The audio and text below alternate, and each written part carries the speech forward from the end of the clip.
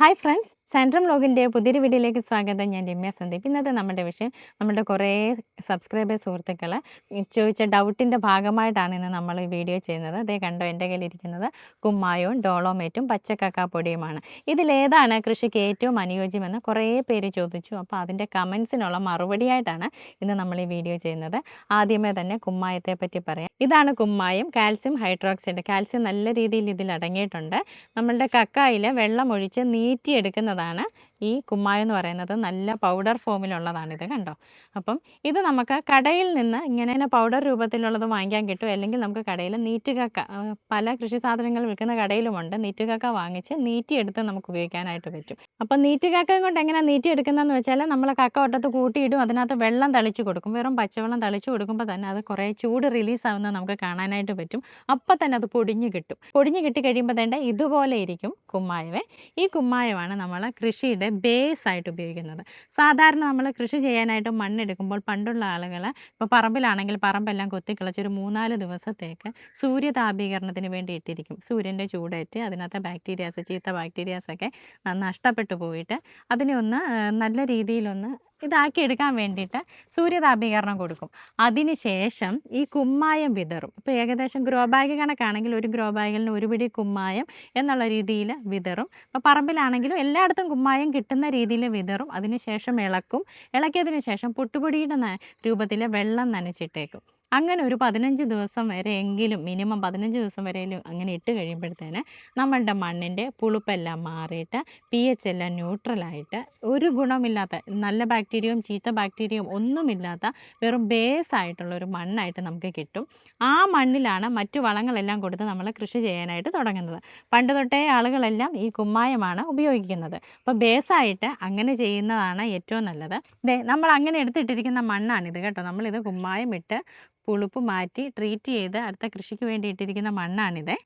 അപ്പം അങ്ങനെ ചെയ്താലുള്ള ഒരു ഗുണമെന്ന് പറഞ്ഞാൽ, അങ്ങനെ മണ്ണിൻ്റെ പുളിപ്പ് മാറ്റി pH ന്യൂട്രലായിട്ടുള്ള മണ്ണിൽ മാത്രമേ മറ്റു വളങ്ങൾ കൊടുക്കുമ്പോൾ നമ്മുടെ ചെടിക്ക് അത് വലിച്ചെടുക്കാനായിട്ട് സാധിക്കത്തുള്ളൂ. പുളിപ്പുള്ള മണ്ണിൽ നിന്ന് ചെടികൾക്ക് വളമൊക്കെ വലിച്ചെടുക്കാനായിട്ട് പറ്റാതെ വരും. അങ്ങനെ വരുമ്പോൾ ചെടി മുരടിച്ചു പോകും. അതിന് വേണ്ടിയിട്ടാണ് ഈ ഒരു കുമ്മായം ഇട്ട് നമ്മൾ ആദ്യം ട്രീറ്റ് ചെയ്യുന്നത്. രണ്ടാമത്തേത് ഡോളോമേറ്റ്. പ്രകൃതിദത്തമായ ചുണ്ണാമ്പ് കല്ല് പൊടിച്ചെടുക്കുന്നതാണ് ഡോളോമേറ്റ്. കാൽസ്യവും മഗ്നീഷ്യവും ഇതിൽ ധാരാളമായിട്ടുണ്ട്. ഇത് ഏതൊരവസ്ഥയിലാണ് നമ്മൾ ചെടികൾക്ക് കൊടുക്കുന്നതെന്ന് വെച്ചാൽ, നമ്മൾ കൃഷി കണ്ടിന്യൂ ചെയ്തുകൊണ്ടിരിക്കുന്നതിൻ്റെ ഇടയിലും നമ്മളുടെ മണ്ണിലോട്ട് ഈ പുളിപ്പ് തിരിച്ചു വരും. അങ്ങനെ വരുന്ന സാഹചര്യത്തിൽ ഏകദേശം 1.5-2 മാസമൊക്കെ ആകുമ്പോഴത്തേന് നമ്മളുടെ കൃഷി കണ്ടിന്യൂ ചെയ്തുകൊണ്ടിരിക്കുന്ന ആ ഗ്രോ ബാഗിൽ നമ്മൾ ഓരോ സ്പൂൺ ഡോളോമേറ്റ് വിതറി നനച്ച് കൊടുക്കുകയാണെന്നുണ്ടെങ്കിൽ, ഒരു 3-4 ദിവസം അങ്ങനെ നനച്ച് കൊടുക്കണം.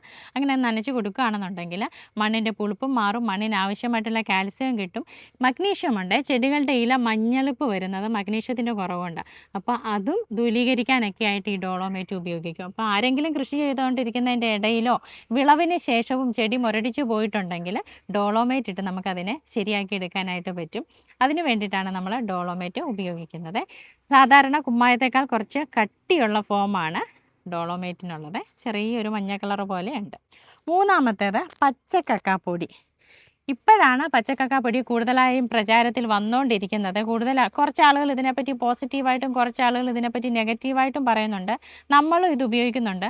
മറ്റു വളങ്ങളുടെ കൂട്ടത്തിൽ മണ്ണിൻ്റെ കൂടെ ഈ പച്ചക്കക്കാപ്പൊടിയും ഇട്ട് ഇളക്കി നമുക്ക് അപ്പോൾ തന്നെ കൃഷി ചെയ്യാം എന്നുള്ളൊരു രീതിയാണ് മിക്ക ആളുകളും ഇപ്പോൾ ഇതിൽ ചെയ്യുന്നത്. ഞാനും അങ്ങനെ ചെയ്യാറുണ്ട്. അങ്ങനെ ന്യൂനതകളൊന്നും പറയാനില്ല, നമ്മൾ അങ്ങനെയും ചെയ്യുന്നുണ്ട്. ഇതിൻ്റെ ഒരു ന്യൂനത എന്ന് പറഞ്ഞാൽ, അതുകൊണ്ട് ഇത് ഇങ്ങനെ തരിതരി പോലെ കുറച്ച് വലുതായിട്ടും നല്ല പൊടി രൂപത്തിലും ഒക്കെ ഉണ്ടായിരിക്കും. ഈ ഏറ്റവും പൊടി രൂപത്തിലുള്ളതാണ് പെട്ടെന്ന് വർക്കാവുന്നത്. അത് പെട്ടെന്ന് മണ്ണിൻ്റെ പുളിപ്പ് മാറ്റിയും കാൽസ്യം പ്രദാനം ചെയ്തുമൊക്കെ വർക്കാകും. എന്നാൽ ഈ വലിയ ഷെല്ല് പോലെ കിടക്കുന്ന ഈ ഐറ്റംസൊക്കെ വളരെ പതുക്കെ മണ്ണിൽ ചേർന്ന് സ്ലോ ആയിട്ട് റിലീസ് ചെയ്ത് കുറേ നാൾ മണ്ണിൻ്റെ pHനെ കൺട്രോൾ ചെയ്യാനായിട്ട് സാധിക്കുന്നുണ്ട്. അപ്പം ഇത് നമ്മൾ ഇട്ട് കൊടുക്കുന്നത് എപ്പോഴാണെന്ന് വെച്ചാൽ, ഇപ്പോൾ ആദ്യമേ നമ്മളിത് ഇട്ട് കൊടുത്തു, പിന്നെ നമ്മുടെ കണ്ണിൽ ഇത് കാണുന്നില്ല. ഇത് നമ്മൾ ഗ്രോ ബാഗിലൊക്കെ ചെന്ന് നോക്കുമ്പോൾ ഇതിൻ്റെ സാമീപ്യം നമുക്ക് കാണുന്നില്ല എന്ന് തോന്നുമ്പോൾ നമുക്ക് അടുത്ത ഒരു പിടിയും കൂടെ ആ ഒരു ഗ്രോ ബാഗിൽ ഇട്ട് കൊടുത്ത് കൊണ്ടുവരാനായിട്ട് പറ്റും. പണ്ട് തൊട്ടേ ഉള്ള ആളുകൾ ആദ്യമേ ബേസായിട്ട് കുമ്മായം തന്നെ ഇട്ടാണ് എല്ലാവരും കൃഷി ചെയ്തിട്ടുണ്ടായിരുന്നത്. കുമ്മായവും ഡോളോമേറ്റും പച്ചക്കക്കാപ്പൊടിയും എങ്ങനെയാണ് കൃഷിയിലെ പല ഘട്ടങ്ങളിൽ ഉപയോഗിക്കുന്നതെന്നുള്ളത് പറഞ്ഞു. അപ്പോൾ നിങ്ങൾക്ക് എന്തെങ്കിലും ഡൗട്ട്സ് ഉണ്ടെന്നുണ്ടെങ്കിലും ഇതിനെപ്പറ്റി കൂടുതൽ അറിവുണ്ടെന്നുണ്ടെങ്കിലും നിങ്ങൾ കമൻറ്റായിട്ട് പറയണം, കേട്ടോ. മറ്റൊരു വീഡിയോയുമായി വീണ്ടും കാണാം. നന്ദി.